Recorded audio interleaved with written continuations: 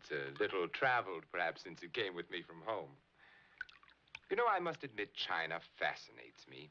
And I disagree violently with those of our world who still regard the Chinese as an inferior race. Truly, there are no limits to the benefits of a belief in God and plenty of soap and water. Your record's been truly remarkable, Angus. I understand you founded 2 new missions in Japan and a native seminary in Nantou. Yes, and I'm happy to say that all 3 are flourishing. Unfortunately for you, however, Francis, they've put quite a strain on our financial reserves. I can't see how you're going to rebuild your church. I'm afraid the society cannot let you have the money. I haven't asked for it. Now, if only you had been more successful with some of the better class Chinese, the rich merchants. If only your friend Mr. Chia had seen the light. Well, he hasn't, and he's given most generously. I'm not going to ask him for another penny. Well, that's your own affair. But I must tell you frankly, Francis, that on our charts at headquarters, I'm sorry to say that your convert rate is the lowest.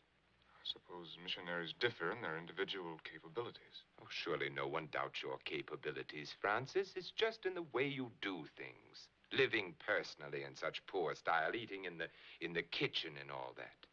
Well, you ought to impress the natives, make more of a show. But the Chinese hate that kind of ostentation. And priests who practice it are regarded as dishonorable.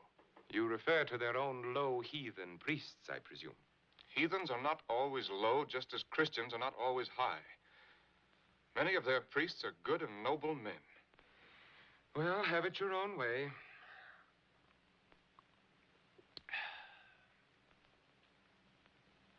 It's just struck me. I can still give that lecture in London. I shall make my subject the dangers and difficulties of the missionary field. God chastiseth his own. Does that idea appeal to you, Reverend Mother? I am sure that my judgment must mean very little, besides your vast experience in such matters. And now it is time for me to go. May I escort you to your house, Reverend Mother? Lady and I can manage very nicely. You needn't trouble, Monsignor. Oh, no trouble at all, I assure you. And besides, you may have some problems more easily discussed away from Father Chisholm's presence. Father Chisholm is aware of all my problems.